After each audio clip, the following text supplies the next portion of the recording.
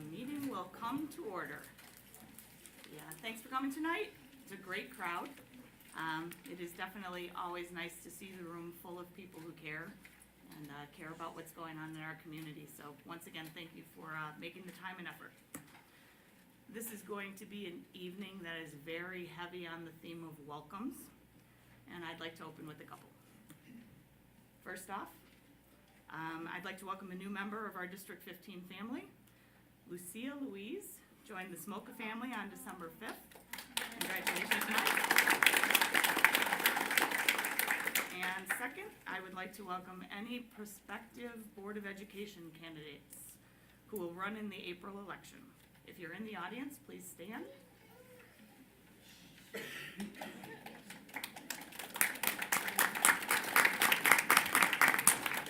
Thank you to everybody who is stepping up to support our community. And on that note, roll call. Iannarino? Here. Porter? Here. Kane? Here. Khan? Here. Smoka? Here. Shupai? Here. Wong? Here. The mission of School District 15 is to produce world-class learners by building a connected learning community. Dr. Thompson? This evening, we're going to be led in the pledge by students from Jane Addams Elementary School, and to introduce them and talk a little about them is the principal, Amy Molinsky. Thank you, President Shupai. Want to get by the microphone? Sure will. Thank you, President Shupai, Dr. Thompson, members of the board. I've brought with me some members of the Respectables.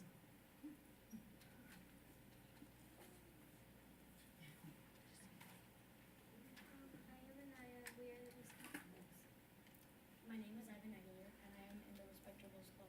This year we are working on Expect Respect. I am Gabriel, and we're trying to work on positive behavior. Hi, I'm Tegan. I'm part of the Gardening Club. We're here to make Jane Addams look better. Marisa Cole, the assistant principal. We would like to lead you in the Pledge of Allegiance.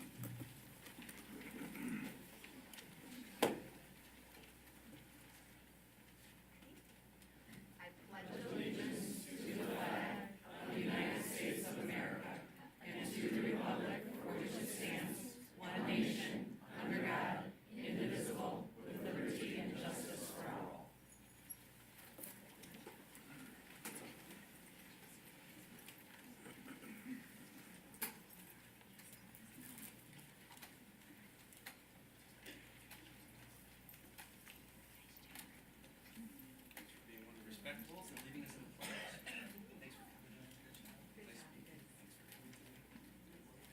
I'll look for that garden in the spring.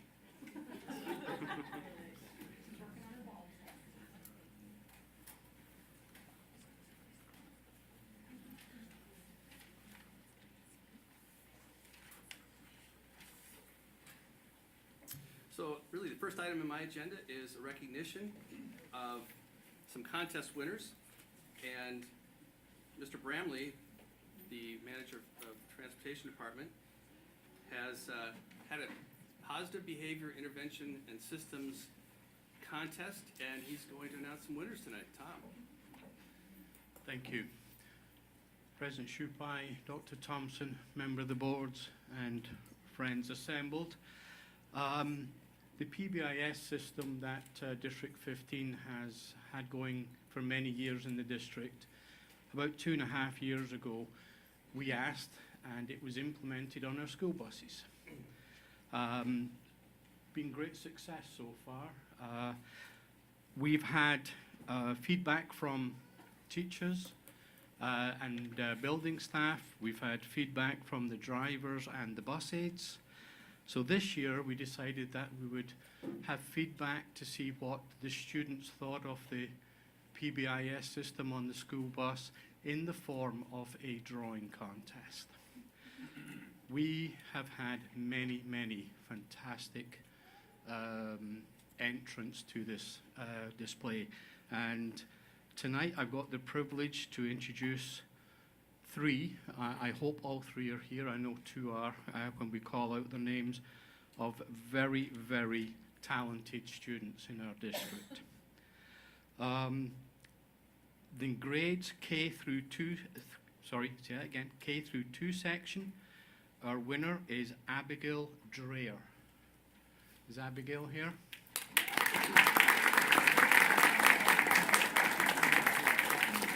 Just bring her up, Mum. Okay. Congratulations.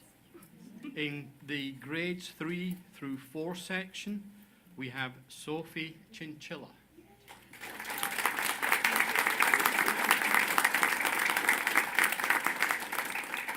And in grades 5 through 6 section, we have Ashley Kim.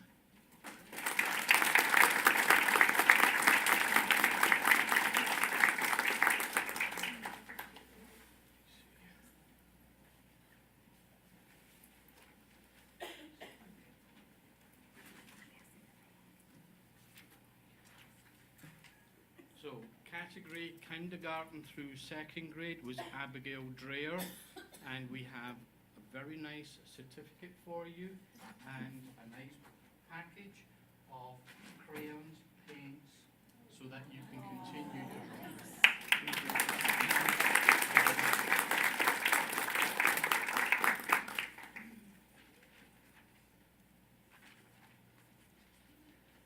In the grade through 3 and 4, Sophie Chinchilla, there is your certificate, and again, a nice goodie bag. And for grade 5 through 6, we have Ashley Kim. Well done, Ashley. Your certificate. I'm not trying to overdo Dr. Thompson. No, I don't have. The bus drivers decided we gave all the bus drivers a nice pen this year, which has a light on it. It has a pen on it. Okay, and it does say school bus drivers drive with pride, and so for tonight, you're an honorary school bus driver.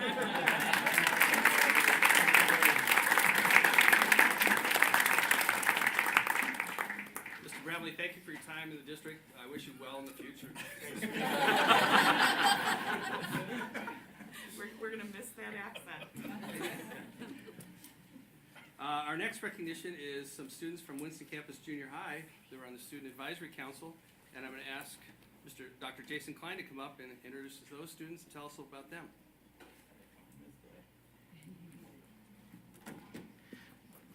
Good evening, President Shupai, Dr. Thompson, the board. Thank you so much for having us. We're super excited to be here tonight. One of the things we mentioned last year when we presented to the board about our efforts at Winston Campus is the way in which we have had students and parents involved in making decisions. And one of the really cool things that we actually just recently talked about in a meeting is how that's happening district-wide and giving our students chances to have those real opportunities to have a real impact on our community and on our schools. These students here with me tonight are members of our Warrior Leadership Team.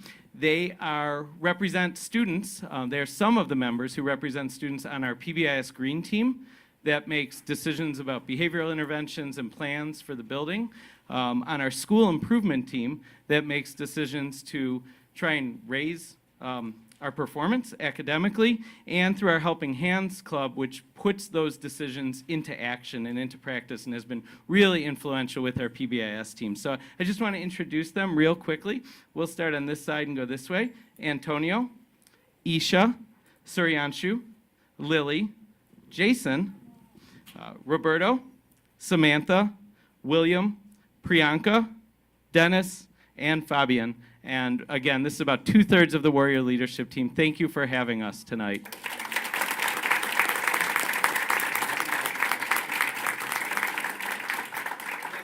don't have any pens, do you? I don't. We use our Chromebooks at school, so we're good. So these pens light up, they're pretty neat.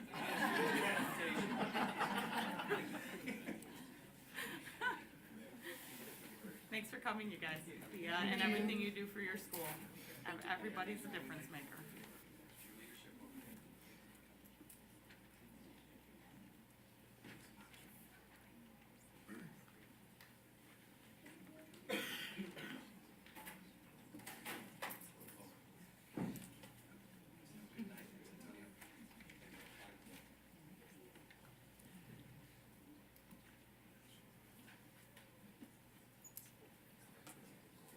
for the next item in my section, I'm going to turn the reins over to Mrs. Shupai.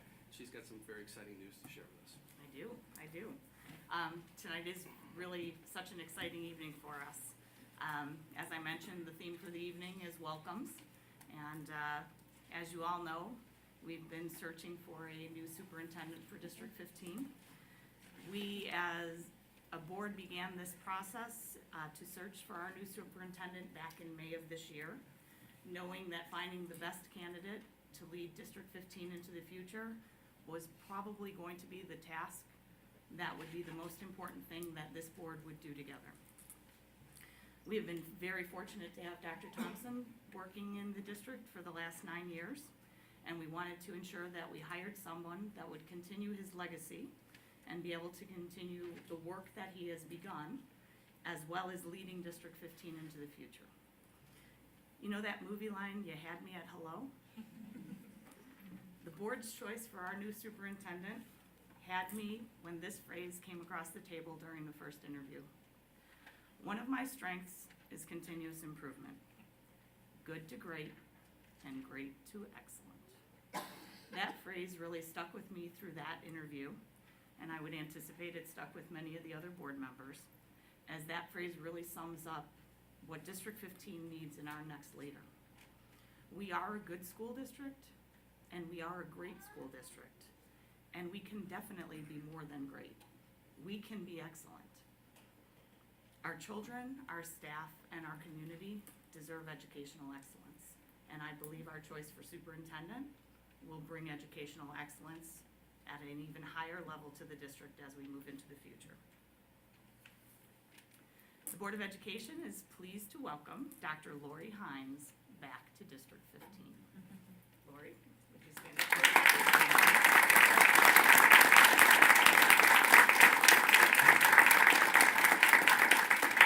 You will note that I did say welcome back, because Dr. Hines is not a stranger to District 15. Dr. Hines got her start in administration here at Winston campus as an assistant principal from 1998 to 2002. Dr. Hines is a collaborative leader, and if you had a moment to talk to her, you'll realize that she's effervescent and energetic, and you can see that collaborative leadership already just in the way she holds herself. She self-described during the interview to all of us with the line, "I have a teacher's heart and a leader's head." A former colleague of Dr. Hines was kind enough to send me an email a few weeks ago, which included the following note.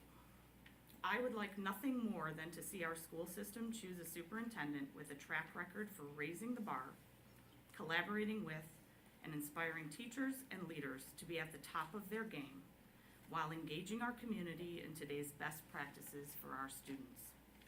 Who better than a homegrown candidate that began her career in our very district, who has a deep understanding of what it takes to move an organization forward and is committed to the needs of all students across the district. I believe that person is Lori Hines." We, the District 15 Board of Education, also believe that person is Lori Hines.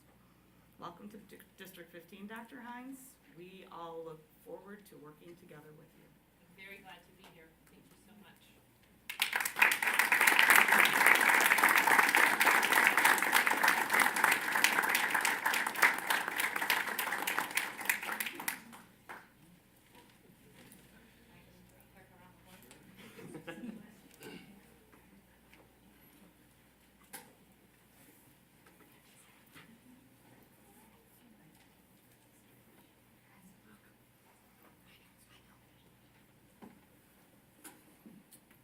So, I would like to ask the board to move up agenda item 18-1222, the approval of the contract, so we can make this official.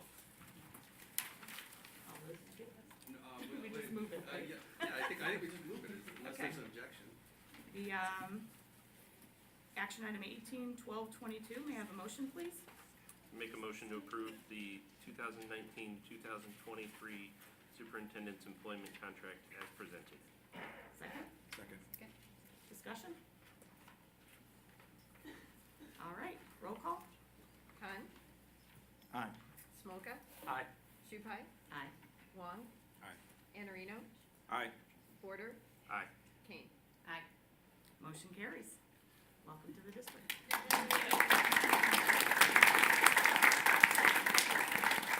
Dr. Hines, would you like to say a few words? Sure. Okay. Trying to stop me. The microphone.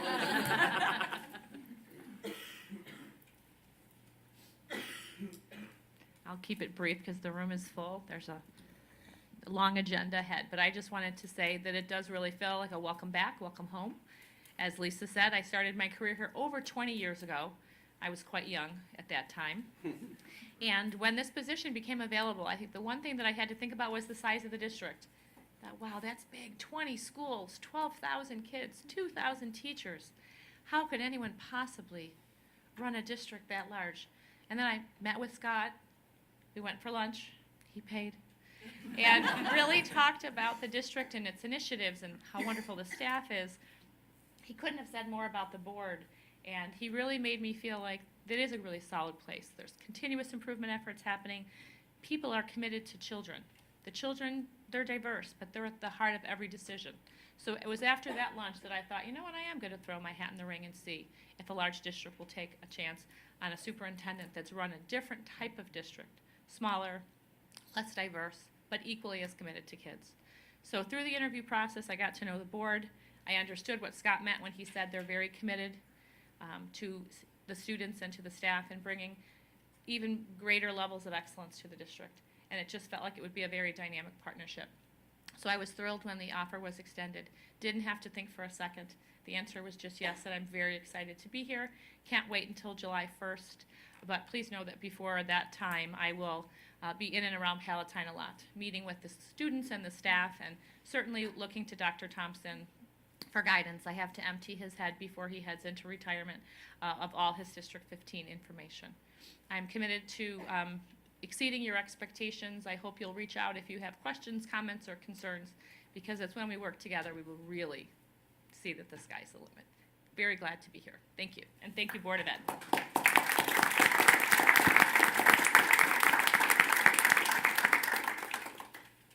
Well, I'm thrilled to be turning the reins over to Dr. Hines. I'm very committed to this district. I've always talked about this district as a family. We work hard as a team to do the best job possible for the kids and to uphold the values of the community. And having such a vested interest in the district, I feel good about turning the reins over. I'm very excited about that. But Dr. Hines, I know you have another 6.5 months of responsibility in Park Ridge. So you should feel free to leave tonight if you want. No. Okay. All right. Be here every month. Okay, good. Well, thank you. Welcome. The next item on my agenda is just a quick update on the Boundaries Task Force. The task force will be meeting again on Monday, and the group is really energized, excited. They're really champing at the bit to really get going on possible scenarios that they can present to the community and the board. Morgan has created a flow chart, and she'll be sharing that with you through electronic communication soon. She'll be sharing that with the community to show them exactly how much has been accomplished and what's yet to be accomplished in the process that we'll go through to get feedback from the community on possible scenarios and then eventually present them to the board for their consideration. And I'm excited about it, excited about the progress, and the energy of the group is pretty impressive. So some of them are even coming in during the week to work on the software system that we purchased so they can play with that and see if they can investigate any possible changes. So you should be hearing from us after the January 23rd meeting. I think we'll give you a midterm report on that, and I think you can look forward to some information about possible scenarios probably sometime in the spring for your consideration. Before you tonight is a 3-ring binder that was created by Craig Phillips, and that was in response to Dr. Shupai's request to know how many buildings did not have secured vestibules to enter the schools. And I informed you that we have 11 that do not have those secured vestibules where people go directly into the office through the front entrance of the building. And Mr. Phillips has created a plan to change all of those entrances and create a more secure entrance for your consideration. So you're just receiving this tonight, and I I was hoping that over the course of the next month, you could look at this information, and then at next meeting, we could talk about whether you thought this was something we wanted to invest dollars in and start to work on tackling some of these projects, even this summer if we possibly can. One thing I'll do in the interim is I will run these plans past the fire inspectors to make sure that none of the proposed changes would be something that was unacceptable to them. I'll also share the chiefs of police because I want to make sure that nothing we do would create a less safe environment for kids if there was some restriction based upon the plans that Craig has produced. But I have a feeling they're all going to be pretty well accepted, and they'll be up for your consideration at the next meeting. Thank you. Thanks for doing that. I appreciate it. And Craig, thank you for, I don't see him, but I thanks don't for think Craig's taking here care of tonight. it if you're watching on Facebook. Yeah. All right, the fourth item in my section tonight is just a quick discussion about our district transportation union collective bargaining agreement that's before you tonight.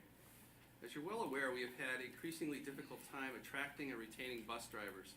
We have failed to field our necessary number of drivers to execute our bus routes. It's created many problems throughout the district. There are routine problems of late buses, which equates to students waiting for buses for extended lengths of time in cold, frigid weather, as well as sometimes in the dark. And parents are waiting with their kids and ending up getting late to work because of the buses being late. And then the kids arrive late to school, and they sometimes miss some of the instruction that's there. The reverse happens at home. Sometimes they get home much later than they should have otherwise because we don't have enough drivers to drive all of our routes. Later tonight, you're going to be asked to approve a new collective bargaining agreement with the District Transportation Union that was agreed upon through discussions between the administrative team and the board and the DTU leadership. It should be noted that the union leadership came to us and wanted to do something to try to solve this problem, and they came without their UNICEF director, which I think helped in the whole process to bring about this agreement that you've got before you tonight. As a result of our excellent working relationship with the DTU leadership, we will be benefiting the entire organization and the community with this contract tonight. I think we're going to solve many of our problems, and we're on a path to, I think, really making the transportation system better in the district. And this kind of positive working relationship with the union leadership is really going to be a win-win-win situation. Win for them, win for us, our organization, and win for the community. So just a little background on that, and I'm really excited about that CBA. The last item in my section is just a quick update on my proposal to hire retired police officers to work in buildings and to allow them to carry their firearms. The Board of Education has long been committed to listening to members of the community. This board from the very beginning has wanted to make sure that they listen to people and that they respond to the people. And when I shared the idea of hiring retired police officers as an extra measure of security and safety in our schools, the Board of Education was open to that because I think we all share the desire to make our schools as safe as possible. But after our initial discussions, I think many board members and the district received feedback that a segment of the community wanted reconsideration of the idea. So consequently, the Board of Education members have prompted me to hold off on any plans of implementing this concept. Much more conversation needs to take place, investigation. We need to hear from all sides, and we need to make a decision based upon what the community really desires. And so we will be putting the proposal completely on hold and backing off, and we will figure out how we're going to move forward with trying to figure out, would this be something that the community would support, and is it something the board wants to move forward on? So right now, it's really not even on the back burner, it's just completely on hold until we figure out how to move forward. But you know, so I think all of us have tried to listen to what the community members have said. I'd just like to take a moment to share my thoughts on the process, and I hope that they'll take my perspective into account when they try to think about the subject. This was brought up by former chiefs of police that have worked in the area. They thought this would be one of the best ways to keep schools safe. For them, a shooting in a school is something that terrifies them, keeps them up at night. They train for it, they plan for it, but it's something that turns their stomach because it would be something terrible. Same is true for me. I don't know that, I hope that you can try to understand the weight of the responsibility of keeping kids safe on my shoulders. It's the thing that would be most heavy for me, is thinking, have I done everything possible to keep kids and staff members safe in our schools? And for me, that's what drove me to think about this particular issue. When I think about what is the most troublesome event that could occur in a school, it would be a school shooting, some of which we've seen throughout the nation. And as I thought about how could I possibly make the school as safe as possible if someone had those intentions and came into our school? And for me, it would be a trained officer who, just a short time ago, would respond to a 911 call if we had to, and would drive their car to get to the school to try to take care of the situation. If that person was in our school and could respond instantly, to me, it was the best way to prevent or to, eliminate a situation like that as quickly as possible. That was my motivation, just to try to keep the kids safe. So, we do other things to are preventative. We have certified registered nurses in all of our schools in case there's a medical situation. They're there. We've got our staff has been trained with CPR in case anybody ever should have that. This would be, for me, just another step that would anticipate something that could possibly happen, and it would make our schools safer. So, I think about Sandy Hook, Parkland, and Columbine, and I just think, boy, I don't know how I'd sleep if I hadn't done everything possible to take measures necessary to keep those kids and staff members safe. So that was my motivation, simple and pure, and so I hope that I'll take the direction from the board on the next steps.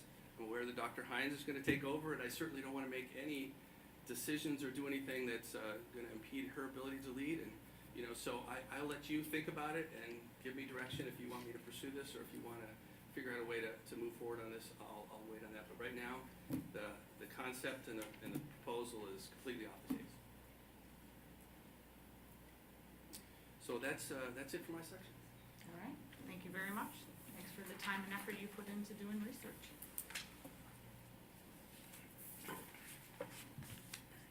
Are you, school improvement plans?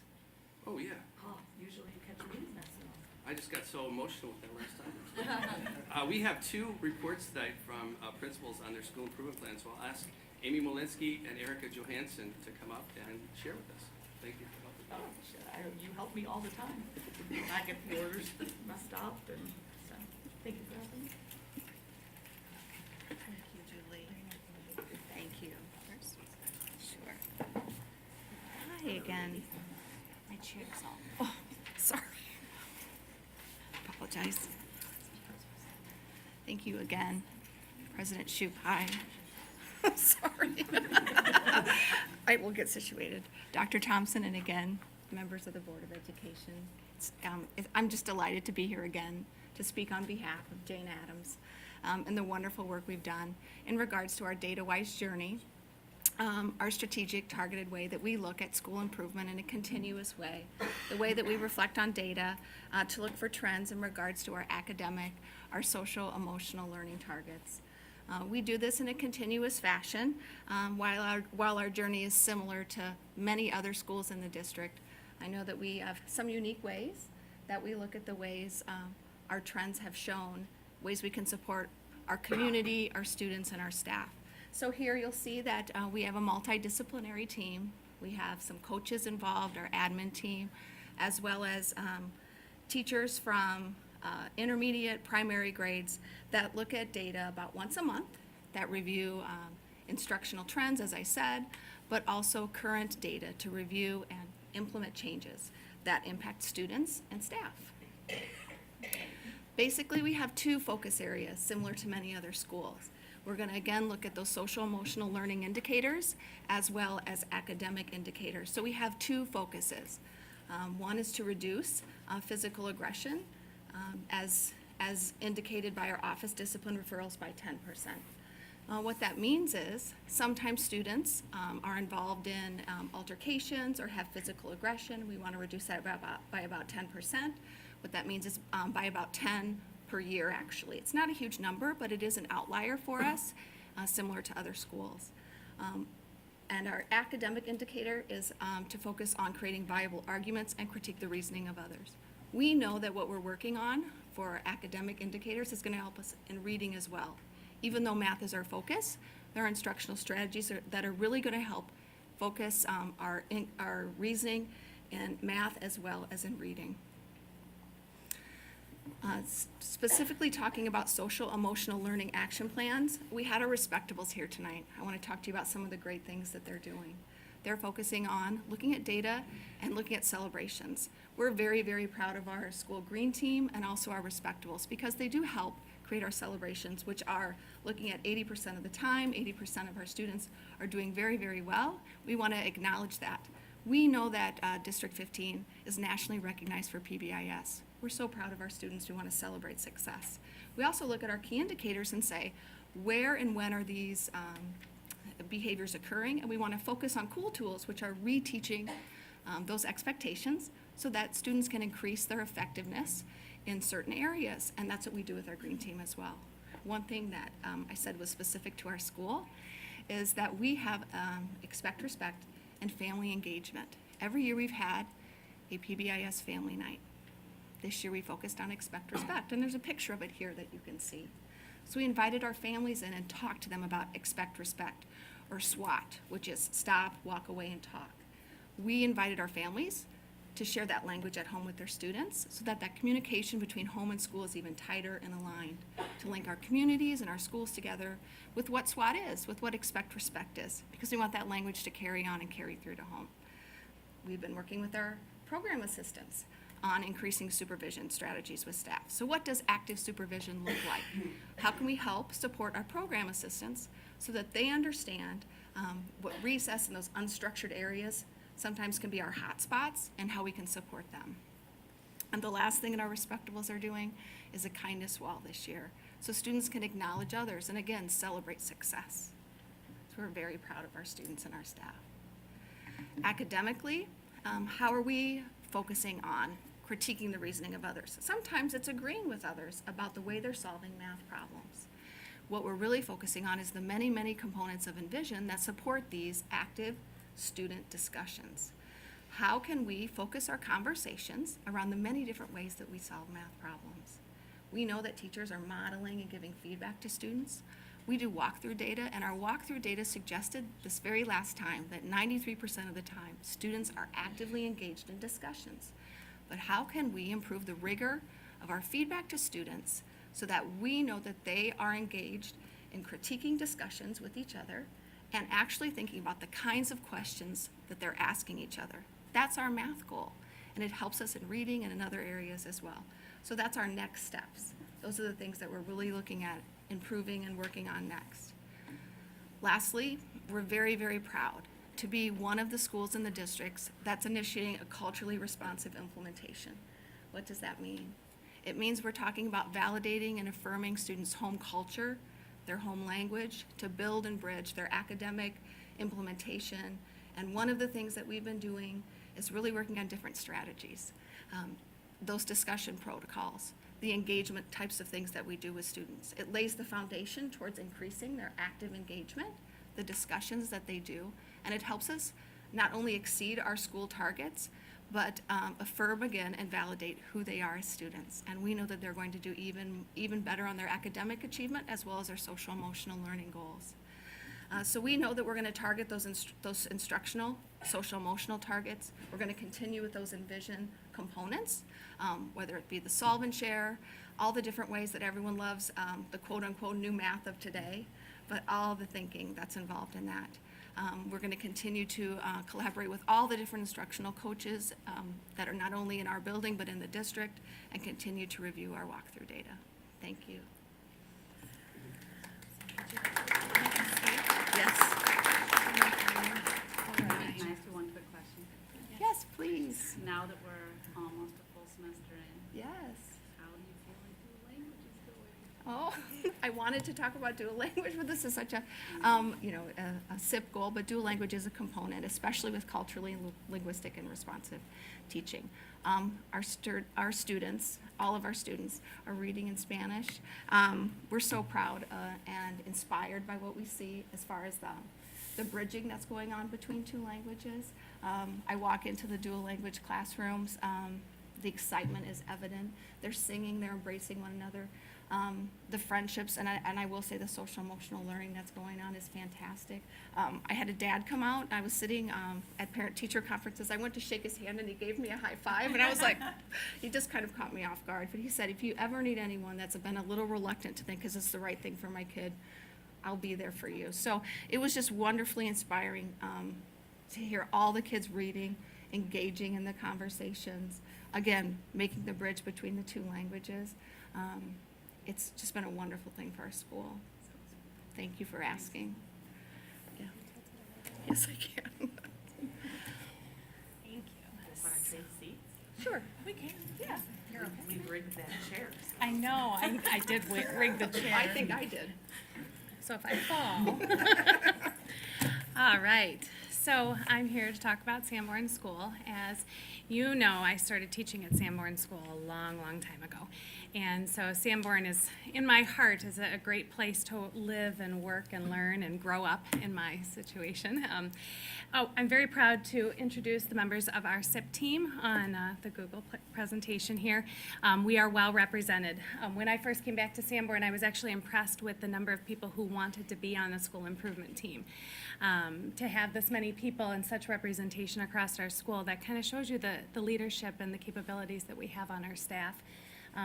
They all have a hand in the pot. They're very interested in growing and learning and continuing to do what's best for our students. As you see at the very bottom, we turned 70 this year. We had lots of birthday celebrations. I think my leadership team was tired of me talking about Sanborn turning 70, but we did a lot of really great things this year.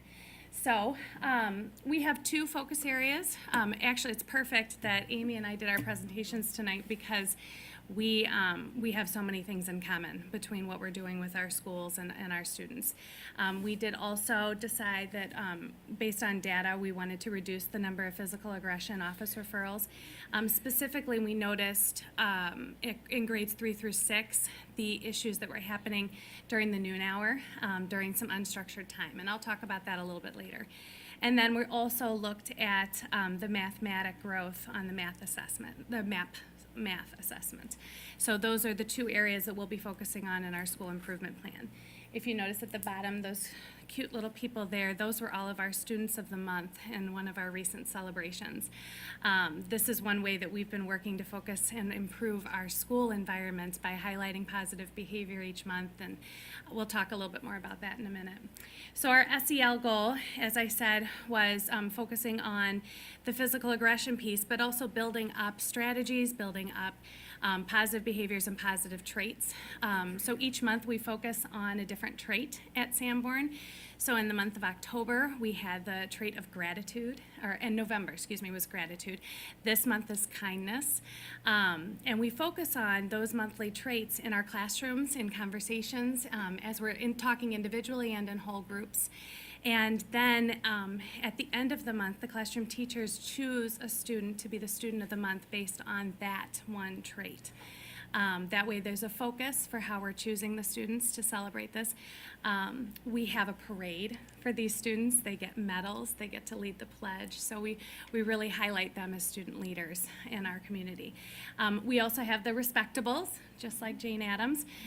These are students in 5th and 6th grade chosen by their teachers as students who really exhibit the tiger traits of be respectful, be responsible, and be safe.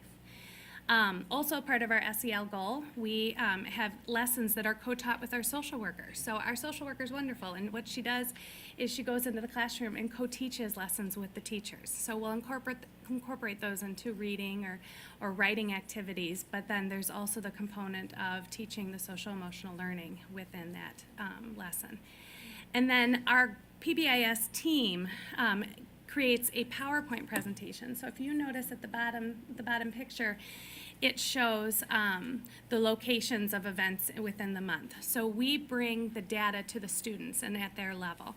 We share with the students what the most recent incidents were from the month before to say, okay, these are the areas we're going to focus on moving forward. So it's important that we're not just sharing this data with the teachers, we're also sharing it with the students so they have an invested involvement in improving our school environment. And they have opinions, they have ideas, they have ideas that they'll give to their teachers and share with them. This is the way I think you can make it better, or you can change things. So we also do our review of supervision strategies with the staff, and we're always analyzing our minor and major data to make some informed decisions. But the most important piece is that we get the kids involved, and the kids are at the center of these decisions. For our academic action plan, new this year, we created math data teams in our building. So the math data teams are on our staff. We believe that math discussion and math improvement is not just a classroom teacher's job, it's everyone's job in the building. So our PE teacher, our art teacher, our music teacher, our reading specialist, they are all on a math data team to talk about how math looks in our building and what are ways that we can bring math and some of the ideas behind it into our teaching and learning environment for all students. And they're actively involved in these math data teams. They have opinions, they're sharing those with the teachers, and it's really great to get them involved in what the classroom teachers, kind of understanding what the classroom teachers are doing to prepare their students for assessments and meeting the Common Core standards. So our goal this year was to expand the mathematical conversations beyond simply just the classroom. We are focusing on word problems this year, really looking at how students attack word problems, dissecting them, modeling and explaining, and then of course increasing the opportunities for collaboration with them. And you'll notice here, this is not one of our classroom teachers, but one of our bilingual resource teachers specifically working with students, not just bilingual students, all students, as she goes into a classroom to meet the needs of the students. What's next? So we have, we're continuing to explore the word problems. We have, our goal this year is all classes completing 1 to 2 word problems daily within the math block. That seems like a very small goal. However, with all the things that need to go into the math block, that 75-minute math block is jam-packed with stuff we have to conquer. So when we say going through the 1 to 2 word problems, we're really looking at dissecting those word problems and thoroughly instructing and giving students feedback on that time. So that's a goal that we're using for this year. Obviously, increasing discussion about the strategies that the students are using. If you notice, many of you might have seen cubes. That's a strategy that many students are using. That's just one of the ones that we're sharing with our students.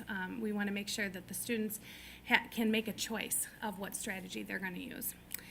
We collaborate with our instructional coach. We will be doing the instructional walkthroughs beginning in January. As far as our SEL goal, we're focusing on transitional periods during the noon hour, providing structured games and activities outside. And then, of course, we're doing the culturally responsive implementation in January. So the very training that Amy described at Jane Addams, we're going to bring to Sanborn in January. I want to leave you with a quick story about this picture up at the top to describe the Sanborn staff. We had been sending out our green team minutes, and our custodian had seen in the green team minutes that we were really looking for ways to bring in some structured activities at recess time. So I walked outside to do noon hour duty on Halloween, and he had painted the 4-square grids right out there for us. So I called him and I said, Alex, did you do these for us? And he said, well, I saw in the minutes that you were looking for some structured activities, and I thought this would be great. So we teach see something, say something to our kids, but my staff, that's what they do. They see something and they do something. They see something and they do something for the nature of the kids. So I'm proud to be a part of this district. I'm proud to be a principal of Sanborn. So thank you. Have a good night.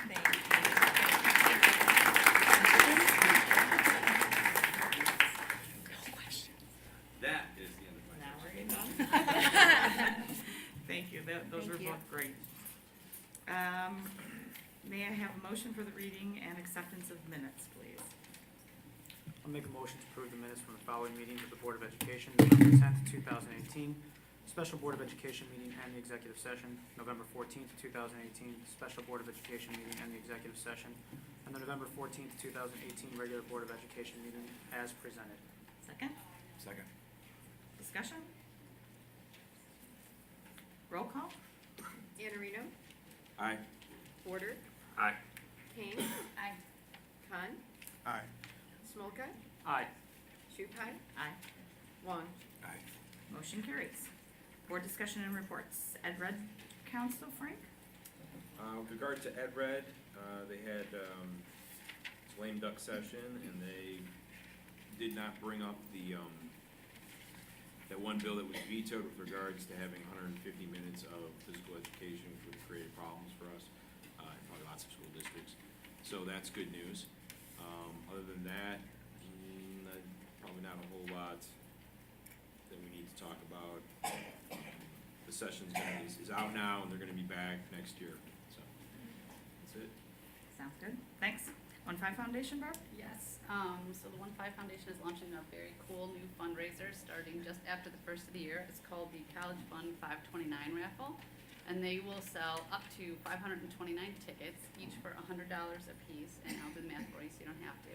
It's a 50-50 raffle, so the winner of that raffle, if all 529 tickets are sold, will win $26,450 to be used towards the college education of their child. So a very cool opportunity.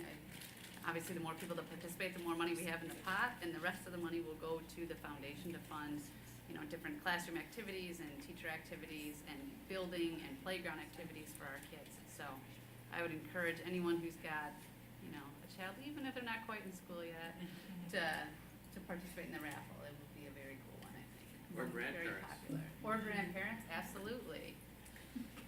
Nate, Morgan created a video, I think, of one of the projects that was funded by the 1-5 Foundation. Yes. I think all of you got to see that with the drumming during PE. That was really neat. Great video, but it shows you what the foundation, just one of the Yeah, projects the very foundation cool does. visual impact of what. this Yeah, I foundation can say do. from the kids really enjoyed that project. I've heard about it all week at home. My kids have been doing that. When will the tickets Right go on after the sale? first of the year, so watch for communications, anybody who gets the newsletters, it'll be in there, and I'm sure something will go home with students in their backpack. All right, great. Finance Committee, Anthony, Dave. Nothing to report, please. Equity Committee, Zubair, Mike. Nothing to report at this time. Superintendent's Communication Committee. We can't really keep up with Morgan. She keeps doing stuff, and so there's no reason to have a meeting. But we might get together after the first of the year and see how we can support her. Perfect. Thank you, Morgan. We will now open our meeting for public comment. Please remember that this is not a dialogue between you and the board. If you have a specific issue which requires a response, Superintendent Thompson will get back to you shortly. Please state your name and identify any group that you represent. Limit your remarks to no more than 5 minutes. And if somebody else has already articulated what you intend to speak about and you agree with them, please state that you agree rather than reiterating the entire comment. And finally, avoid any specific comments with regard to any person, student, or staff member respecting that person's right to privacy. This is not the forum to comment on personnel issues. And thank you for this big pile, I have to say, in the little bit less than 2 years that I've been sitting here, this is the biggest pile we've ever had, so it's exciting. Leslie Arizmendi.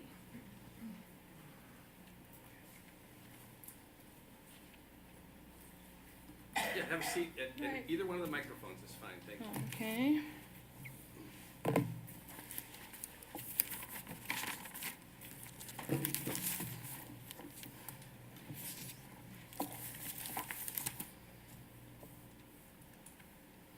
Thank you. Good evening, members of the board, superintendent.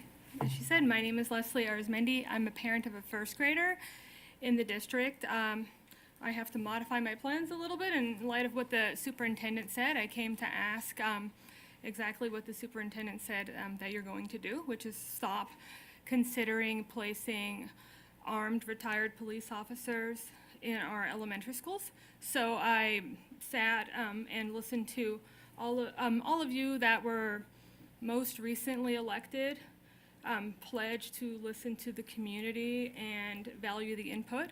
So I would like to applaud you fulfilling that commitment to listening to the community and our input. I don't want to belabor any points since you're already doing what I plan to ask you to do, but I want to ask you to take it one step further. And just like you have a board for nutrition and a board for considering the boundaries of the schools, I would ask that you consider assembling a safety board made up of community stakeholders, valued parents, other members of the community, school district employees, because I believe that everybody has a valuable perspective. I think we're all on the same page. Like I said, I'm a mother of a first grader. I held my first baby in my arms and I thought about all of the parents who had lost their first graders that day. I send him to first grade every day. I have the same worries. We all have the same safety concerns. I'm also professionally a civil rights attorney, and I can never turn that off, even as a parent. And so what I would ask that you consider as you move forward with any safety plans is that you never ignore the disparate impact that any safety measures, any increased police presence, retired or not, would have on students with disabilities, students of color. And I know that, for example, Governor Rauner signed a bill in August, effective in January, that would require increased training for SROs. And I know that that wasn't on the table, but that's just an example that even for active officers, there's already been a recognition in the state of Illinois that there's a need for increased training on how to deal with specific issues such as the mental health of adolescents and adolescent developmental behavior in the school setting. And so I think that's just another highlight of any plan that you implement. Those are also important considerations. I'll leave you with, again, some statistics from the Department of Education just to highlight what of an increased risk, again, students of color and students of disability are when it comes to any increased discipline policy or increased safety policy. For example, according to the Department of Education, even though students with disabilities generally make up 14% of the enrolled student population, they make up 26% of the referrals to law enforcement from school.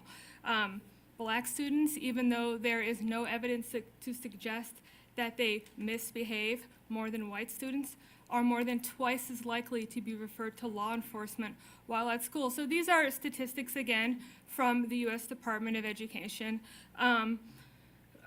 By their own reporting, the NYPD reported in the first quarter of 2016 that of over 600 incidents in which students were handcuffed, over 93% of the students handcuffed in incidents related to school, over 93% were Black or Latino.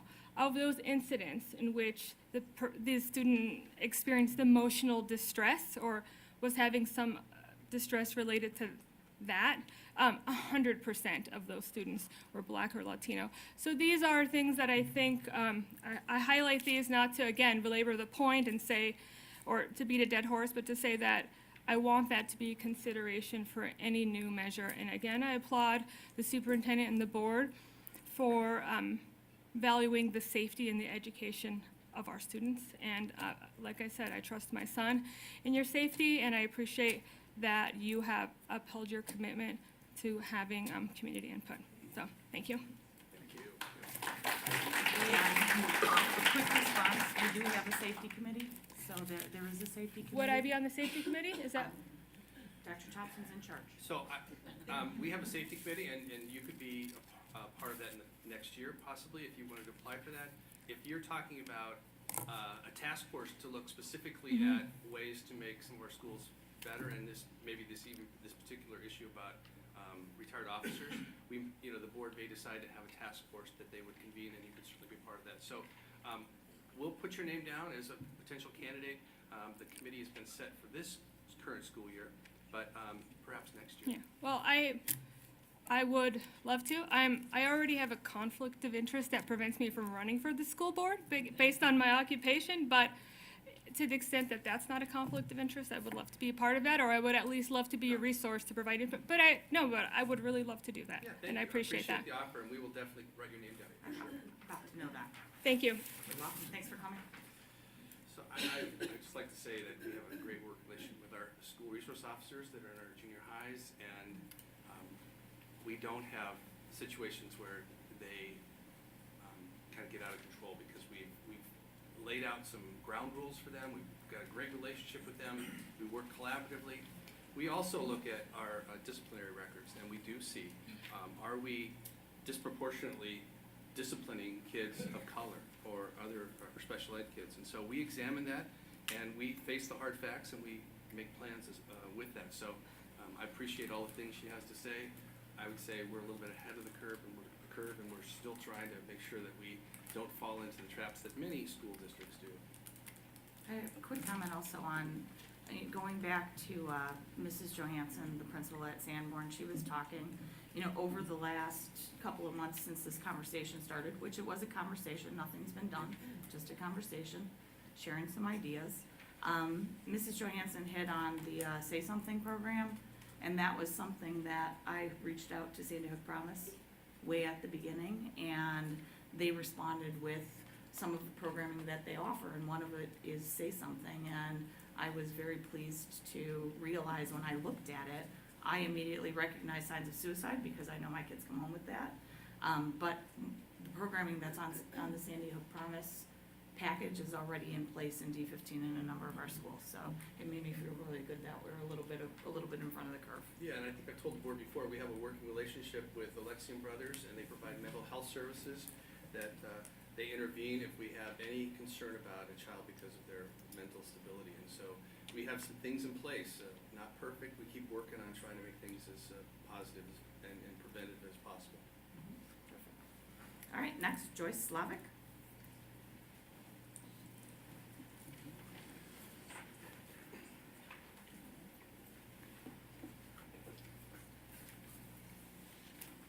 Hi, my name is Joyce Slavic. I have a parent of a 7th grader at Plum Grove and a sophomore at Fremd. I'm also here to talk about my concerns about the retired police officers armed in the school district, and I'm going to cut it a little shorter. Well, I do really appreciate that this is being put on hold. I have concerns that we're going to be back here in 2 months or 4 months, so I want to make sure that that doesn't happen.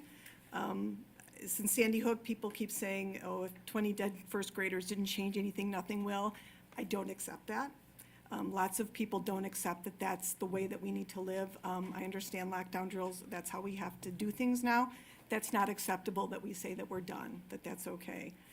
More guns are not the answer. It increases anxiety in children, increases the likelihood of accidental, unintentional shootings, and has not proven to be effective. There were armed personnel during Columbine and Stoneman Douglas High School massacres, for example.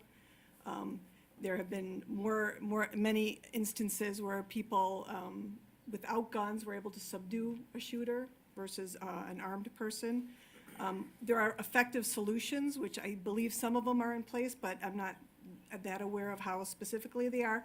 Education on safe gun storage is really important. Guns used in 80% of incidents at schools were taken from a home, a friend, or a relative. Half of all gun owners don't lock up the guns in their own home, including 40% of households with kids under age 18. Moms Demand Action has a program called Be Smart that they can present at PTA, Board of Education, and community meetings. I think that that's a really important direction to take. Educating kids, students, and staff to speak up if they see or hear something. I'm very pleased to hear that the Sandy Hook Say Something program is in place in our school districts in some way. Hardening of schools, creating a 2 to 5 year plan with community involvement on how to improve school infrastructure. My kids went to Pleasant Hill, and the infrastructure, their front hallway was changed, and it used to horrify me that it was wide open. The other schools, I'm glad that you're looking at improving that entryway as well. Adopt and train on behavior threat assessment plan. State of Virginia has threat assessment guidelines that have already effectively resolved threats safely. Past history of violence is not a guarantee of violence, but it's a useful predictor. So another way of not using guns, but of evaluating the schools. Creating safe and inclusive environments, and recognize that zero tolerance policies may actually do more harm than good by alienating at-risk kids. And legislation, there is a broad coalition of groups that have been working on implementing common sense gun laws. And I invite anybody in the community, on the board, to join a coalition organization such as Moms Demand Action or Organizing for Action to amplify our voices. In the November election, the ballot measure to allow Illinois to improve our gun laws and require gun dealers to be certified was approved by over 91% of Cook County voters. And over 90% of the public is in favor of universal background checks. Gun sense candidates won throughout our state, and I expect there to be a lot of progress in the coming months. And improving mental health availability, removing the stigma, make it more accessible and affordable. I know there are social workers in the schools, whatever we're doing to improve that. My son was a victim of bullying, so we need to make sure that we are still focusing on it. We're not done with that issue. Mentally ill are more likely to be victims of crime rather than perpetrators. More than 90% of individuals who die from suicide had a diagnosable mental disorder. So suicide is another reason why we need to be educating the public, our families, and telling them that they need to be asking if there's unsecured guns in someone's home when they're doing play dates and things like that. There's a broad coalition, I said, who has been working on this for years. We would be very happy to support the board with alternatives to bringing more guns into our schools. Many of them are here tonight or signed a petition that we had online. We want to see prevention over reaction. We want to see school shootings stopped before they occur and not just minimize the number of dead kids and educators. So thank you for revisiting, and please let's keep it transparent. And yes, I would also be interested in finding out more about the safety task force. Thank you.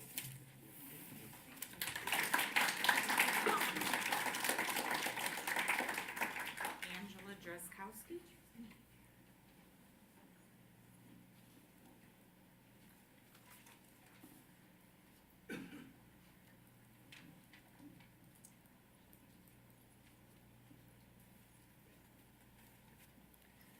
Good evening, Dr. Thompson, President Shupai. I will be members and guests.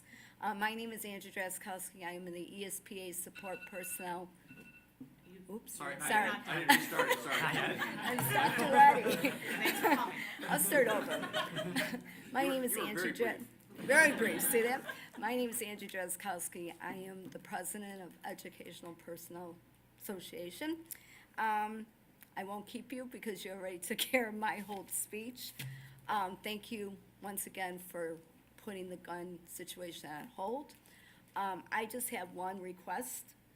If you decide to move forward later on with the possibility of putting guns in school offices, you would talk to ESPA about it because it is part of our group. It would be part of our members. So we can sit down and discuss how that would look and how that would work. Thank you. Thanks, Andrew. Stephanie Christopher.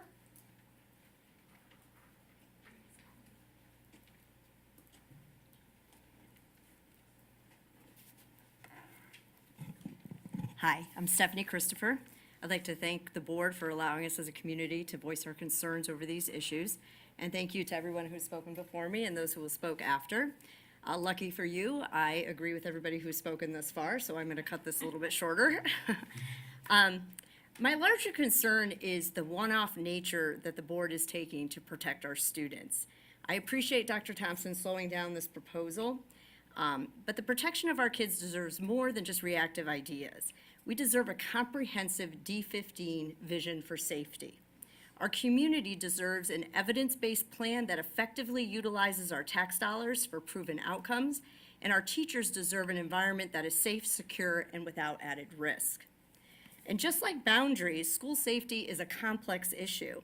And just like boundaries, it deserves the focus of a dedicated team to put together a comprehensive plan that includes the work you're doing on the vestibules, based on the best data that we can gather. So I'm challenging the board, including Dr. Hines, since you're now in on all this, to agree to creating a D15 Vision for Safety Task Force to address these issues. That should include community members, teachers, law enforcement, building support staff, and to get that in place before year end. It's an aggressive goal, but I think we owe it to the kids to do this. Let's lead the way on this. You know, our children deserve no less.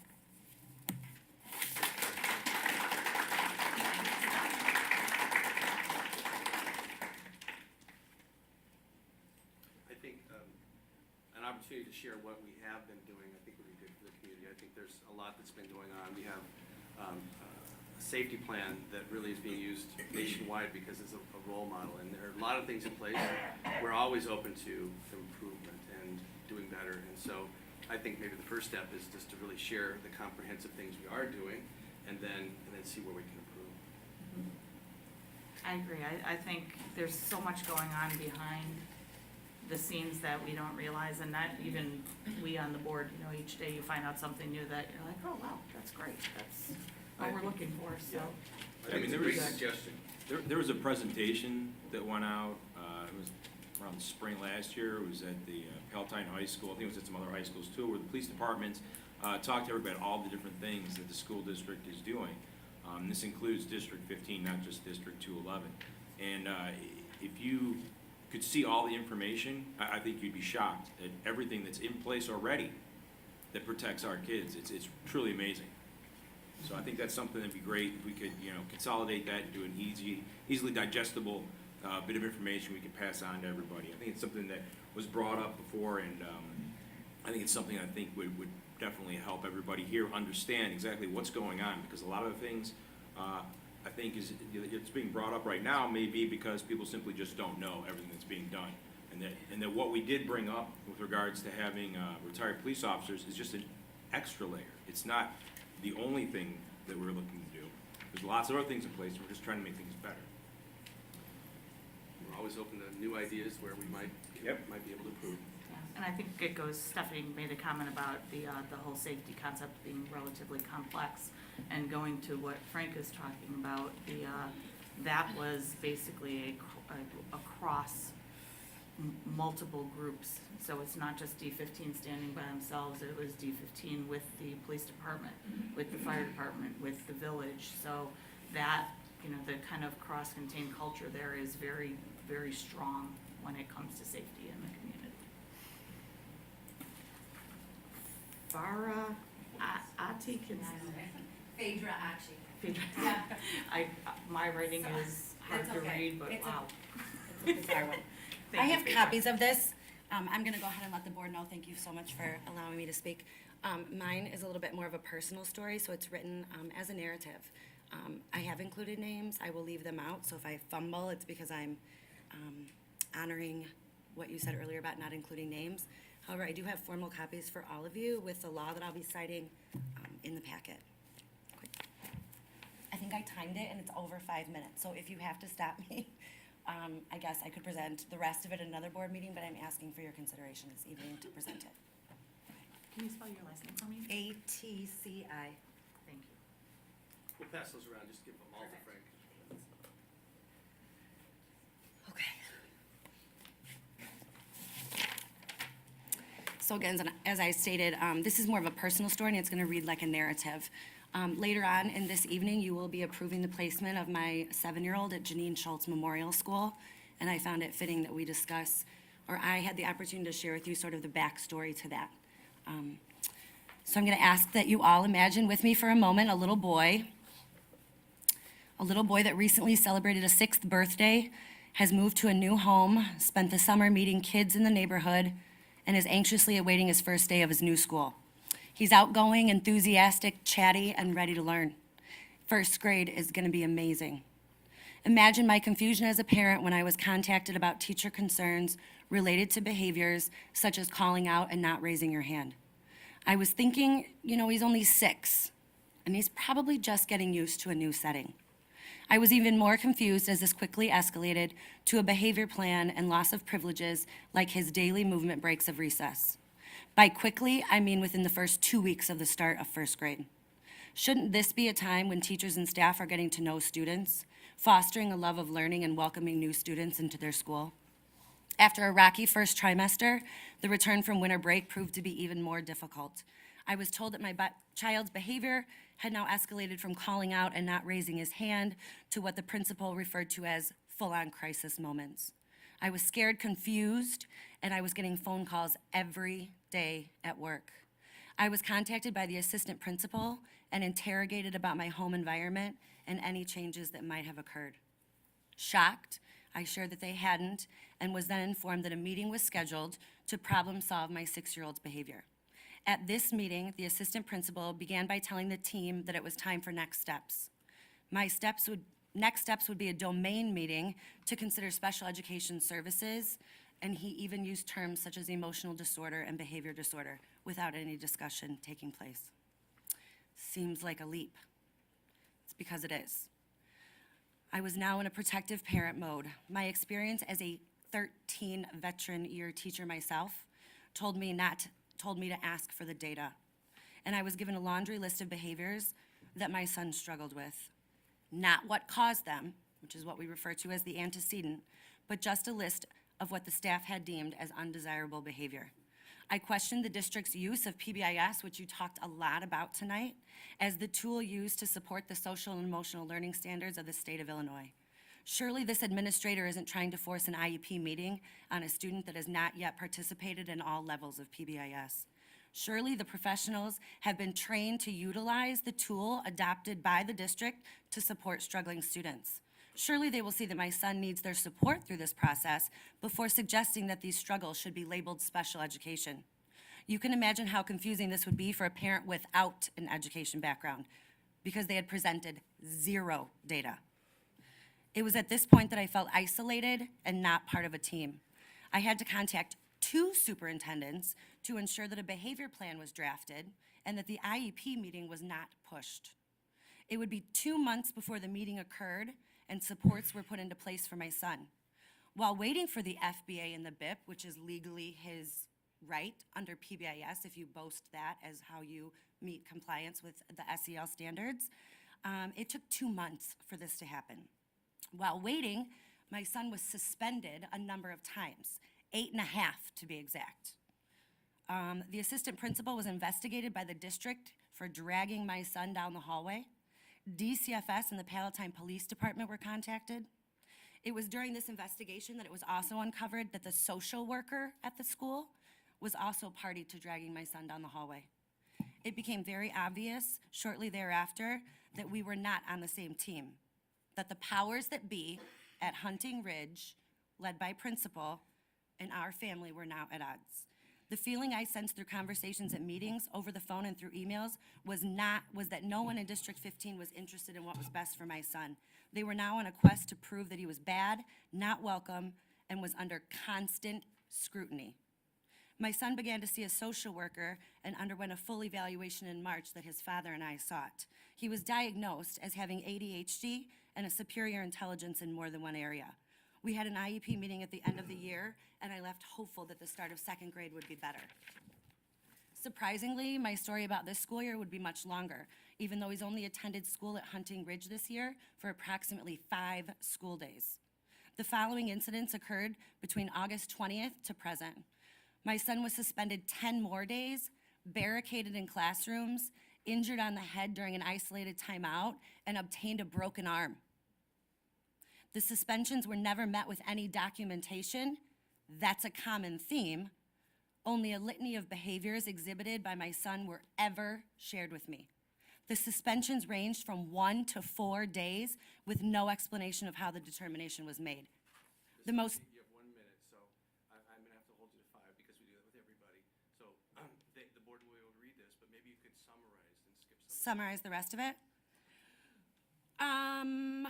Let's see. I guess what you have in here, the district, I've gone round and round with both the administration and the superintendents as to what the definition of an isolated timeout is in the state of Illinois.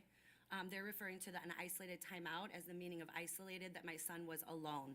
My son was never alone in any situation. However, his egress was restricted. And the minute that a student's egress is restricted, it's considered an isolated timeout. And under Illinois state law, I am required within a certain time period, it's listed here, within a 10-day time period. If you turn to this page, all of this documentation, because the purpose of the isolated timeout would be to try and figure out what the trigger of the behavior was to help support him. It's also federally illegal to use an isolated timeout as part of a child's IEP. So that kind of sums up the isolated timeouts, okay? My other major concern was a conversation had with the superintendent regarding Senate Bill 100, which I found it interesting that he actually used a clause in Senate Bill 100, which was written to protect students, with especially those who are overly identified with suspensions, as the reason why my son was suspended.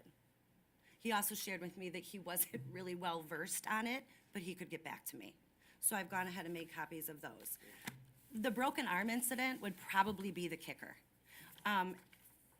After all of this and this going to meetings and my son being suspended, of course, his father and I are still seeking out what the issue is. He was then seen by the Amen Clinic and has been diagnosed with autistic spectrum disorder. That being said, there was a manifestation meeting held just a few weeks ago. It was at that meeting that it was determined that District 15 indeed could not meet the needs of my son. And I was offered the opportunity on my own to investigate schools. Again, referring back to what you're going to approve later, the placement at Janine Schultz Memorial School. That very day, his very last day present in that school, he fell at recess and he injured his arm. He asked the nurse and the assistant principal to call his parents on 3 different occasions. He was told that that was not an option.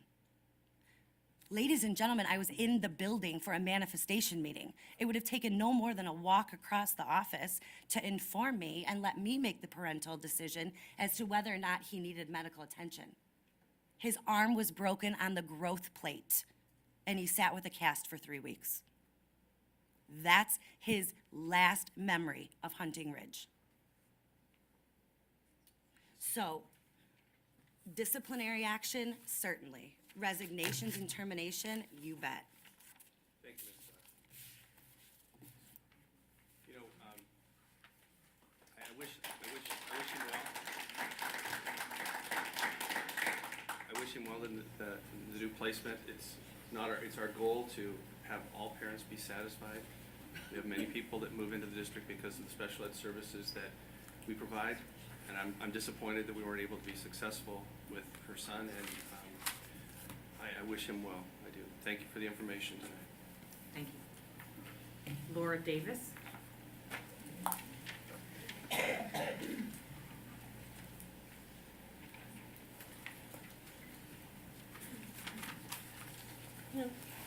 Laura Davis, I'm with the League of Women Voters, Palatine area, and know some of you people. Yep. And thanks for this opportunity for Superintendent and the board to talk. And we'd like to address the issue of the armed retired police officers in the school. And I do have a letter I'd like to read, which is being passed out, and also a study. So the League of Women Voters, the Palatine area, which includes the Palatine, Inverness, Hoffman Estates, Rolling Meadows, Schaumburg, and Barrington, strongly disagrees with the consideration of putting armed retired police officers in District 15 elementary buildings. We do not believe a further proliferation of guns is the answer to possible gun violence in schools. Further, we do not believe that armed guards will increase safety for children, teachers, support staff, and visitors. The League of Women Voters United States position would support policies and programs that promote the well-being, development, and safety of all children, supports violence prevention programs in all communities, and action to support public and private development and coordination of programs that emphasize the primary prevention of violence, the active role of government and social institutions in preventing violent behavior, the allocation of public monies in government programs to prevent violence. There was, and as was stated earlier, there was an armed guard and security cameras at Columbine High School when the attacks took place. What data do you have that the presence of a retired police officer would prevent violence, and what steps have already been taken to keep weapons out of the schools? As most of the shootings in schools have been from students or former students, what resources are in place to help troubled children currently identified or identified in the future? What about investing in more teachers for smaller class sizes in order for teachers to really get to know their students and identify children who may need emotional help? How many resources are being committed to help children who have been identified with anxiety and/or depression? And are enough resources committed to social workers, counselors, and school psychologists?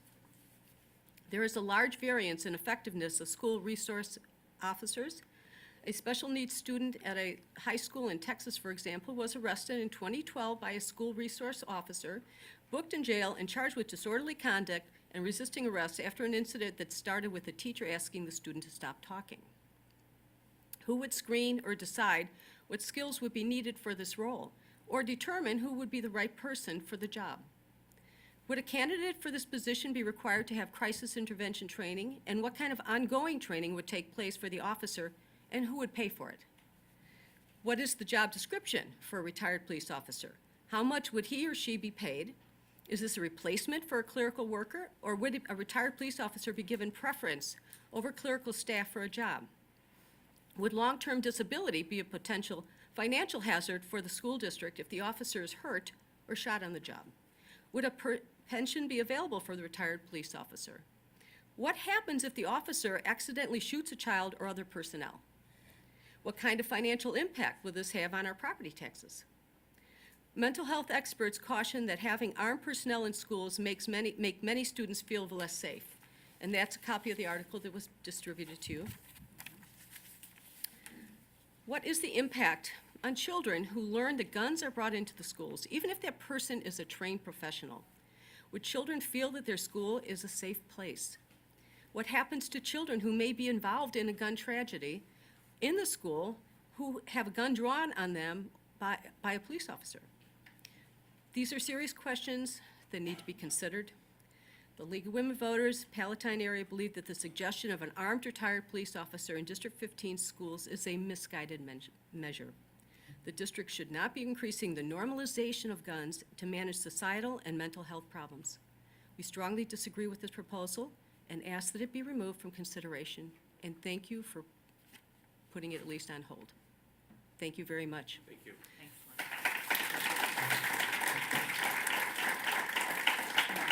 Jim McGrath.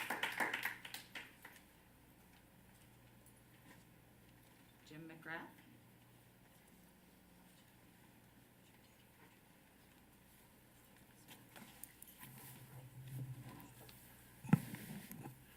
So I'm Jim McGrath. I am a resident of Palatine Township, father of 2 adult children and grandfather to 5. 2 attend Barrington schools and 3 attend Arlington Heights schools. I'm a member of the Northwest Suburbs Organizing for Action Gun Violence Prevention Group, a member of the Illinois Gun Violence Prevention Coalition that's based in Chicago, League of Women Voters Gun Violence Prevention Group, and Moms Demand Action. And even though I'm wearing a Moms Demand Action shirt, I'm here speaking for myself tonight. I helped start the Barrington area Moms Demand Action 3 days after Parkland and have been involved with gun violence prevention for several years. So what is our common goal? I think we can all agree that our one job is to keep kids safe. The District 15 premise that we are talking about tonight is armed guards in the school is the answer to protecting our kids from mass shootings. On the surface, the board can say we're doing something to protect our kids, but is this approach the best way to assure the safety of our kids? I think the answer is no, and here are just 3 reasons why there's a better approach. An observation in a study conducted right after Sandy Hook tragedy advised that the success of an armed guard in a school depends pretty much on the good fortune of having a properly trained person in the right location at precisely the right time. In the right location at the right time. Placing an armed guard inside the school assumes the shooter is already entered the school and has probably started shooting children and teachers. The guard would then have to find the shooter while the shooter is shooting. A better approach would be to prevent the shooter from entering the school in the first place by implementing secure access points. As been said before, remember there was an armed guard at Columbine when the massacre there took place. There was also an armed guard at Parkland. The board would be misguided to adopt a policy that enables the possibility of a gunfight in the school that would endanger children, teachers, and staff who are present. There's data showing that just the presence of an armed guard in school increases the anxiety of many students, which will have a negative effect on their ability to learn. We are already putting kids under enough pressure to excel. We don't need to add to their anxiety. So I'm going to read a short poem that was written anonymously and posted by someone from Libertyville. It's titled A Regular Day. It's written by a student. Sitting in a classroom, I write down math problems in my notebook. Suddenly the sirens take over my heartbeat. My teacher locks the door. I close the blinds. I sit down, holding hands with a girl I've known since kindergarten. Tears pour down our faces. We huddle, and I wonder if this is real, or is it just a drill? I pray to God it's just a drill. I shouldn't have to wonder if this is fake or not. I shouldn't have to risk my life for education in a country of freedom. I shouldn't be this scared, but we are scared. We are teenagers of today. We are so incredibly scared. I am waiting for the day somebody comes into my school with a gun. I'm waiting for the day when I will have to run for my life. I wonder if I will ever see my parents again. I wonder if I will ever see my brothers again. I wonder if I will ever see the boy I had a crush on. This can't be happening. Screams of innocent kids pour into the hallways. Then it becomes real. Pop, pop, pop, pop, pop, little holes appear in the door, and every window begins to shatter one by one. I hope this is just a dream, because my life is more important than a stupid gun. That's what we're putting our kids through. For many years, the gun lobby has expounded the only way to stop a bad guy with a gun is a good guy with a gun. In other words, more guns will make us safer. However, consider this. The U.S. has more guns per capita than any other developed nation. So using the gun lobby logic, the U.S. should be the safest country in the world, right? But we're not. We are 20 times more likely to be shot than residents of any other developed nation. There are better solutions than more guns. Secured access points is the best answer. Lastly, I understand there's residents who have responded in favor of this proposal, but I hope some of the points that have been made tonight will make them think about the fallacies and dangers of implementing this plan, and that secured access points is the best and less costly in the long run. So what should District 15 do? First, prevent the shooter from gaining access to the school in the first place by securing all access points. This would address the issue of the so-called soft target, a term typically used by the gun lobby.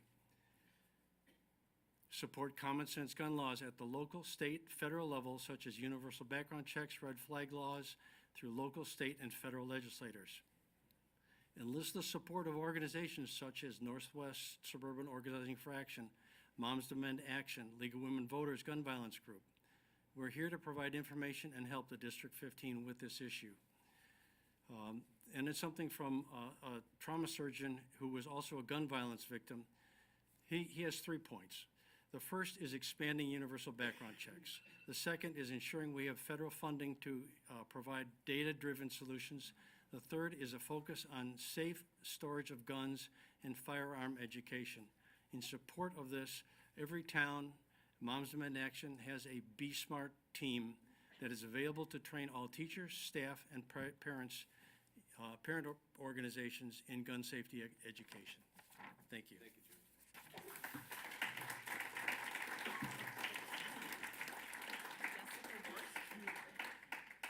Jessica Worst.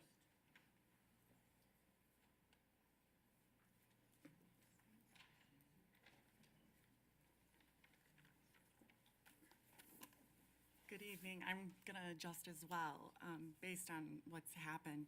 My name is Jessica Worst. I have 3 children at Paddock Elementary. I too am up at nights concerned to watch kids terrified about active shooter drills is awful when they come home.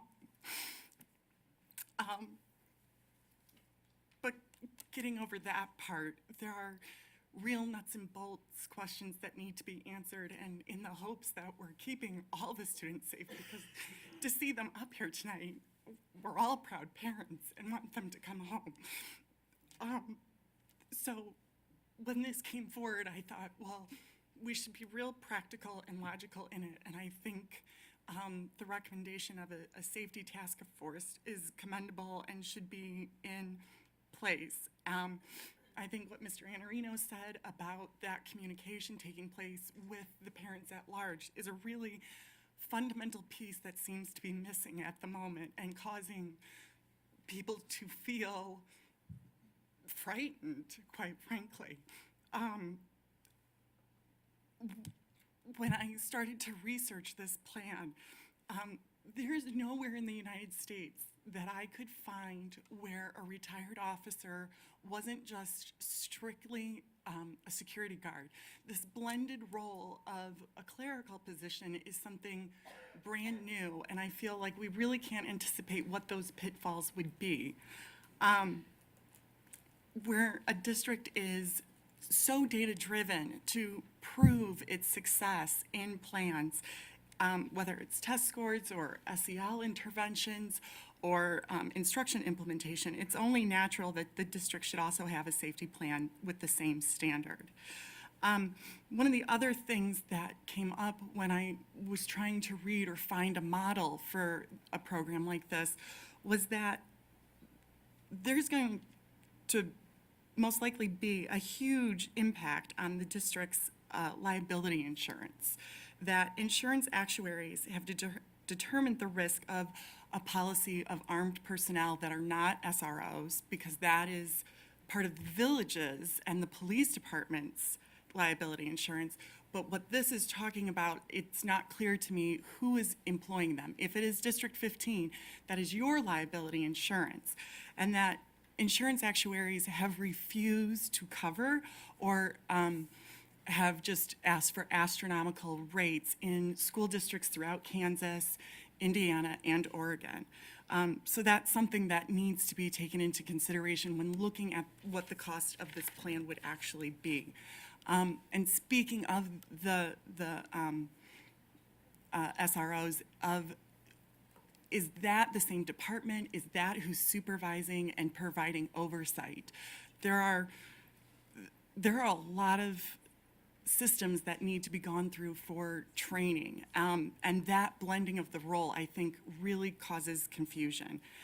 Finally, the policy about a concealed weapon and having that person in the school. While the concealment gives a perception of calmness to kids, I think it's something that we have to be transparent with as well, to parents and students, because when I teach my children about safety, if they were to see a weapon of sorts, I want them to find a person in uniform. This dangerously blurs lines, especially I'm thinking of my kindergartner at the moment. It's very black and white, and you're asking for a very big shade of gray. It's just that the devils are in the details, and there is a lot to work through. And I know many on this board ran on that campaign that discussed transparency and communication and community engagement. A safety committee would definitely achieve these tenets, where the outcome should be that data can be cited, a true cost analysis, and that you receive engagement and buy-in from all the stakeholders. It's so important for not only our students, but for those parents too that have placed their trust that their kid is going to come home at the end of the day. Thank you.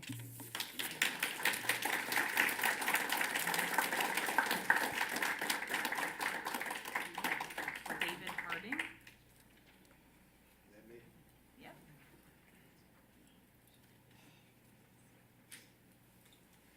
Good evening.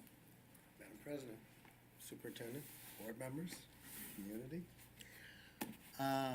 My name is Dave Harding. I'm not affiliated with any organization except a loose emeritus affiliation with this organization.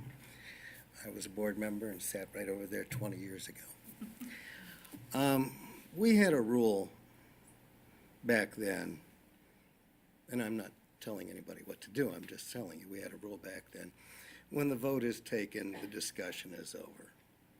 I had no intention of talking about guns coming in here, whether the superintendent made the announcement or not, but I do want to talk about security. I have followed the news, and I was inspired to drop a suggestion in the suggestion box in terms of another layer of protection. What came to mind when I heard about all of this was something that Jane Jacobs wrote 50-plus years ago. The chief deterrent to crime in any neighborhood is the presence of witnesses. That doesn't always apply, but it does in a quality community like this. And when I say community, I know we cross 5 municipalities, but I'm talking about the district community. Now, I'm not a big believer in the good old days. There were things that were better, there were things that were worse. One of the things that is better now is we have grandparents and great-grandparents who are living to a much older age. My oldest grandparent lived to be 67. I am 64 now.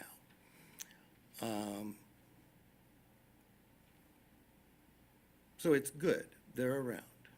But the downside is, when I started kindergarten in 1959, in a residential area, right smack in the middle of a residential area, about 80 to 85% of the homes in that residential area were occupied during the school day.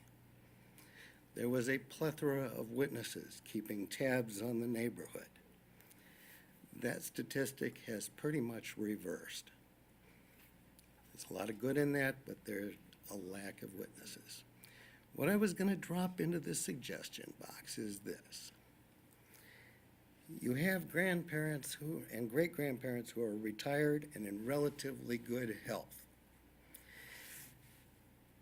You have schools that are set in what amounts to ghost towns during the day. And by the way, if this all sounds silly at the end, I know you're going to be nice to me about it, but I will. You never know. It occurs to me that we could use seniors, and I am told that grandparents really adore their grandchildren. I have it on really good authority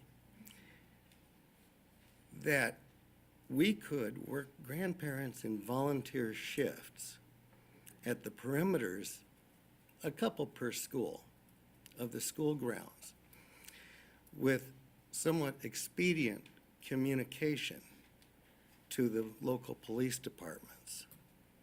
Something where they would go directly there rather than to 911 and get balled up with, I'm sorry, what's your location? I'm sorry, Sanborn School? I've never heard of it. That kind of thing that you will occasionally get on 911. And have that go directly to the local police department, whose horses are saddled and they are ready to go. Now, the reason I think this would be a good idea is because locks can be breached. And what we're really talking about is time. If you figure the time from when a danger is first perceived to the time it takes to get to the school building and breach the locks, you could have 5 to 6 minutes lead. And with 5 to 6 minutes lead, the police department might be able to get there and have the confrontation outside of the school. I offer it as food for thought. Do with it as you will. But I thought somebody ought to think about this and maybe try and come up with something.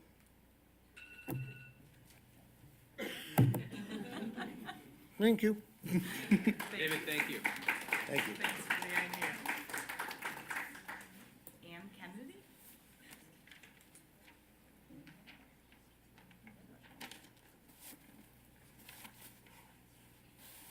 Hello, and thank you for letting us speak. Thank you for the measures you've taken so far thank you for putting your plan for armed clerical workers on hold. I wish it were off the table. But in regards to the armed clerical workers, guns kill not only in schools, but also in movies, churches, concerts, baseball games, and other places. We in the U.S. have a crisis unlike any other country in the world.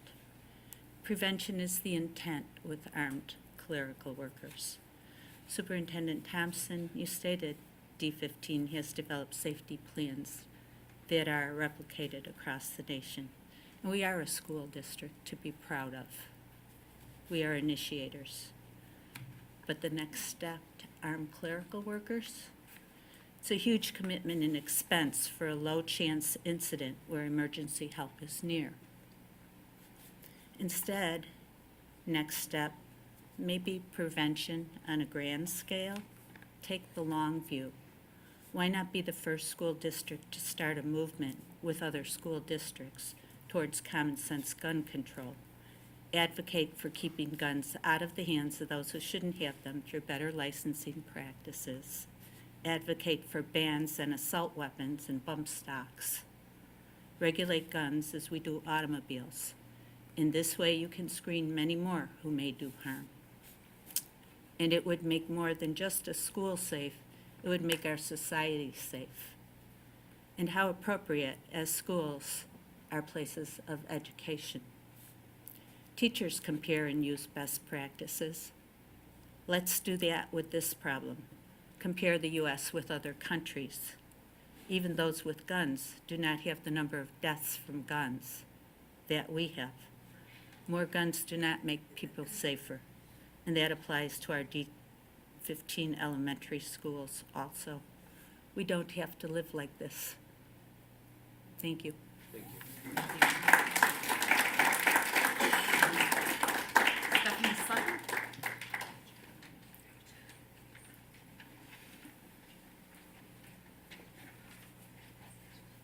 Thank you for sending your email, by the way. Thank you.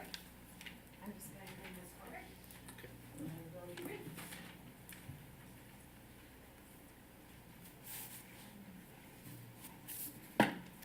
And I'll try and speak loudly so everyone can hear. I'm Stephanie Sutton. I am the mother of 4 children attending Kimball Hill in Rolling Meadows. And I just presented you with the petition from change.org. There should be 200 signatures there. And I'm glad to hear that we're able to be heard and that you're deciding to hold off on the decision with the retired, bringing forward the retired armed officers. I want to say that I do agree with all the folks that have already spoken, and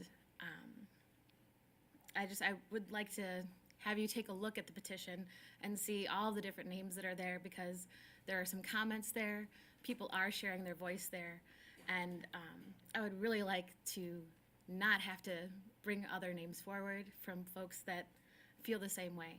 So that's about it. Thanks, Steph. Thank you.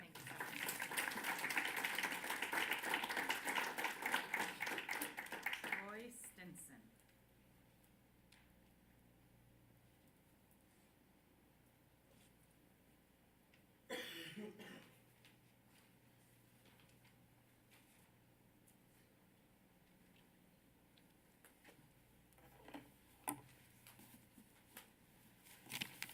Good evening.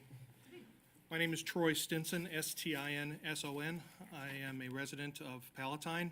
I have a son at Hunting Ridge in 5th grade.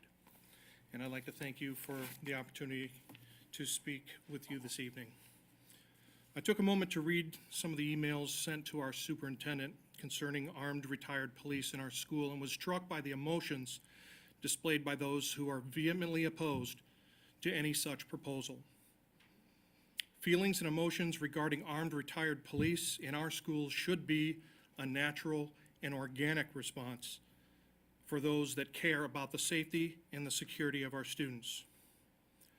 Ideological bias, however, should not dictate how to best safeguard and secure our most important and valuable residents. Feelings and emotions based on anecdotal evidence are not concrete data points to which important decisions should be made. Facts are. The access and availability of firearms in the U.S. will not change now or in the near future. The notion of combating gun violence on how we wish our world was is fantastical, irresponsible, and potentially dangerous. I'll give you an example. The no gun symbol that's on the front of every school serves as a sign to every potential mass shooter, saying in effect, we promise that no one in this school can shoot back. There has never been a multiple homicide in the United States school when an armed police officer was physically inside of the building. In the case of Columbine and Parkland High School, the school resource officers never gained access to the inside of the school or the building during the active shooting. The average U.S. police response time to an active shooter is between 4 and 11 minutes. Average duration of mass shootings is 12 and a half minutes. Most of the carnage is committed in the first 5 minutes of the predation, or what is called the shooting event. So every second counts.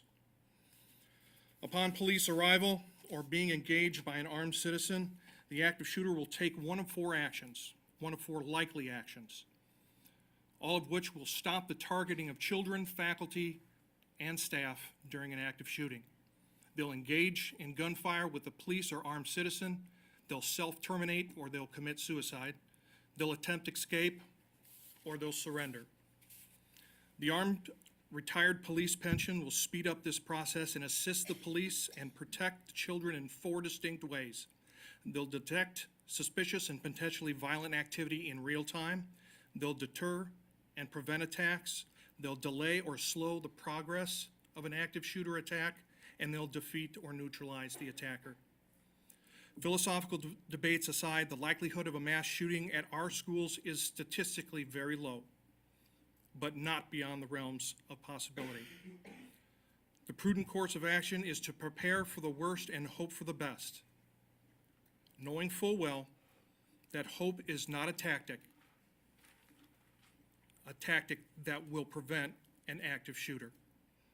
As a parent, an educator, a military veteran, a retired police and school resource officer, a former SWAT trainer, and a firearm instructor, I implore the school board and the community to further research this plan objectively and not be intimidated by myopic viewpoints of this issue.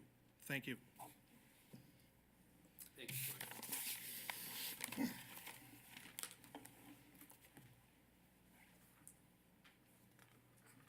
Thank you to everyone for your comments and for being here. Also know that if you send us email or call us or anything of that sort, you reach out to try to communicate. We are listening and try to, we definitely read everything and try to respond to what we can. So keep up the communication. Moving on to action items. Item 18-220, the personnel report. May I have a motion, please?